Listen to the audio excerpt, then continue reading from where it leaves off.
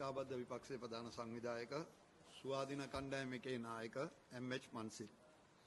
අපි අද කියන්නට ඕන දැන් මේ බජට් එක අයවැයක ඉදිරිපත් කරනකොටම මම සංවිධායකයට පළවෙනිම ඒගොල්ලන්ගේ බජට් එකේ තියෙන අඩුපාඩු අපේ අනිත් මන්ත්‍රීවරු පෙන්වලා දෙනවා වගේම ඒගොල්ලන්ගේ බජට් එකේ අඩුපාඩු ටික අපි පෙන්වලා දුන්නා. අපි ඇයි විරුද්ධ වෙන්නේ කියන එකට හේතු කාරණාව අපි පෙන්වුවා.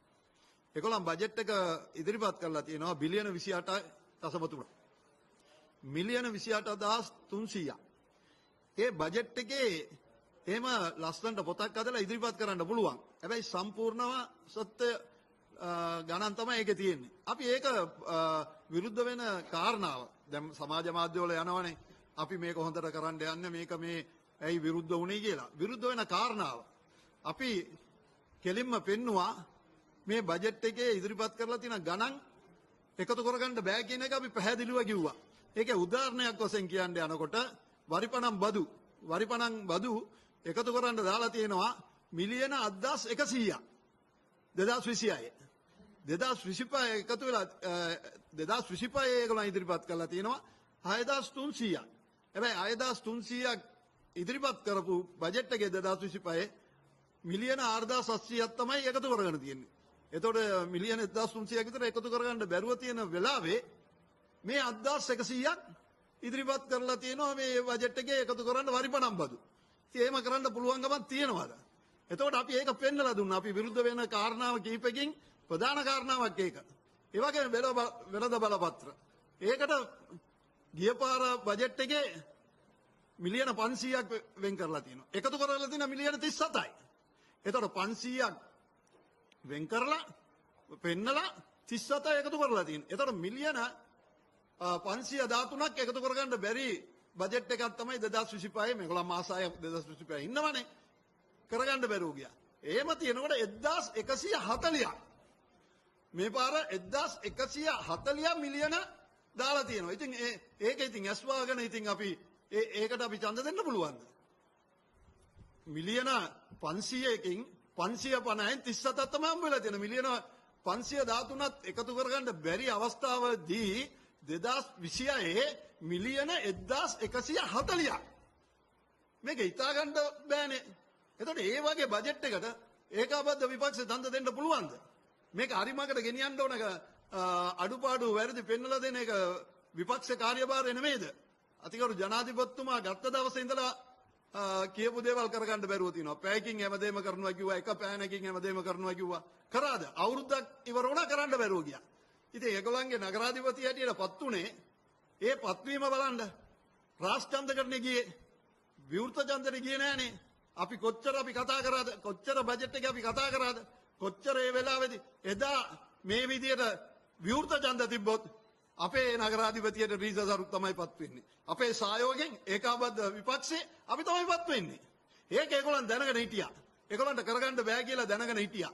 ඒ අනුව ඒ කොමසාරිස්තුමිය එව්වා මෙතනට පළාත් පාලන කොමසාරිස්තුමිය කෙලින්ම මොනා කිව්වත් විවෘත ඡන්දයට යන්න එපා. රාෂ්ට්‍ර ඡන්දයට යන්න කියලා. එදා විවෘත ඡන්දය අරන් තිබ්බොත් අපි 60ක් විතර අරගෙන නගරාධිපතියට අපේ විපක්ෂ නායකතුමා එදා නගරාධිපතියට පත් වෙනවා අපි මේ නගර සභාව කරන්නේ. හැබැයි ඒ බොරුව ජනතාවට රටට ලෝකෙට පෙන්වුවාද විවෘත ඡන්දෙදී ගිහිල්ලා ලෝකෙටම පෙන්වුවා. දැන් ඒගොල්ලන්ත් ඒක දන්නවා. දැන් එතනදී අපි විශාල ඡන්ද ප්‍රමාණයක් අරගෙන මේක පරාජය කරන්න ඡන්ද 3ක්. කොහොමද 54ක් තිබුණේ 61ක් වෙන්නේ? 61යි 54යි. මේ පාර 60යි 57යි. මතක තියාගන්න රටේ ජනතාව කොළඹ නගරේ ජනතාව ජනාධිපතිතුමා සියලු දෙනාම දැනගන්න ඕනේ. සියලු දෙනාම මේ බොරුව ඊටාම පැහැදිලිව තේරුම් අරගෙන තියෙනවා. 31 වෙනිදා තියෙන බජට් එකේ ඊට වඩා එකක් දෙකක් වැඩි වෙලා මේ ස්වාධීන කණ්ඩායමේ නායකවරු අපිට ලබා දෙන්න කටයුතු කරන්නත් පුළුවන්කමක් තියෙයි. ඇයි කියන්නේ මේ බොරුව හැමදාම කරන්න බෑ. ජනාධිපතිතුමා කරනවා, නගරාධිපතිතුමිය කරනවා. මේ දිගින් දිගටම බොරුව මේ රටේ කරන්නට බෑ. අපි මේ බජට් එකට විරුද්ධ වුණේ මේ බොරු සංඛ්‍යාලයකට දාලා බොරු දේවල් පෙන්නලා බජට් එක ලස්සනට අලුත් පොතක් දාලා ගෙනල්ලා ඉදිරිපත් කරනවා. මතක තියාගන්න මේගොල්ලන් බජට් එක ඉදිරිපත් කරනවා නම් මේක නීතියක් තියෙනවා. මේක ප්‍රජාව ගෙන්නන්න ඕන, සභිකයෝ සියලු දෙනා ගෙන්නන්න ඕන, පක්ෂ නායකවරු ගෙන්නන්න ඕන, විවෘතව සිවිල් ජනතාවක් යනවන්න ඕන. මේ ඔක්කොටම විවෘත කරලා තමයි මේ බජට් එක ඊට පස්සේ ගැසට් කරන්න ඕන. ගැසට් කරලා තමයි බජට් එක ඉදිරිපත් කරන්න ඕන. ආත්‍යවර්ත 247 වගන්තිය තුල ඒක තියෙනවා. එහෙම කරේ නැහැ. පක්ෂ නායක රැස්වීමක් නැහැ. පක්ෂ නායකවරු නැහැ. පක්ෂ නායකවරු එක සාකච්ඡාවක් නැහැ. මේ මාස 6ටම පක්ෂ නායකවරු කැඳෙන්නේ නැහැ. පක්ෂ නායකවරු එක සාකච්ඡා කරේ නැහැ.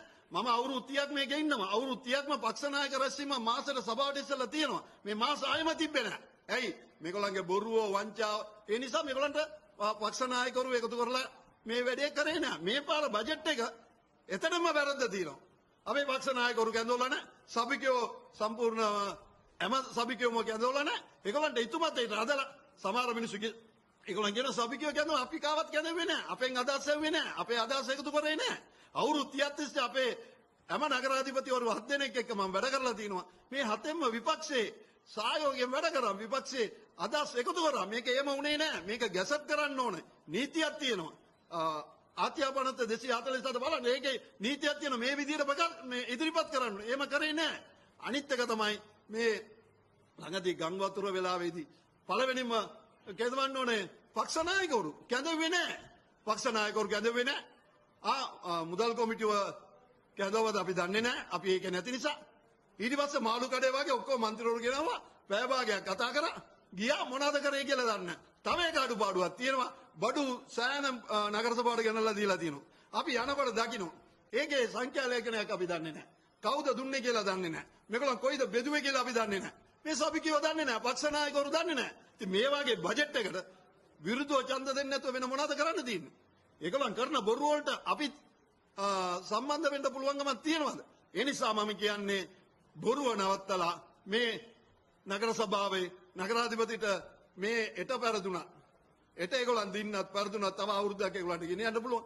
ජනාධිපතිතුමත් එකතු වෙලා මේ විපක්ෂයේ හොඳ දේවල් වලට ඇහුම්කන් දීලා පක්ෂ නායකවරු කැඳවලා මේ වැඩ කටයුතු අරියාකාර කරන්නට කියන ගෞරවණීය ඉල්ලීම ආණ්ඩුවට ජනාධිපතිතුමාටත් අපි නගර සභාවටත් මේ වෙලාවේ මතක් කරලා දෙනවා. ඒ නිසා මම මේට වඩා දීර්ඝව කතා කරන්න අවශ්‍ය වෙන්නේ නැහැ. සියලුම පක්ෂ නායකවරු කතා කරා.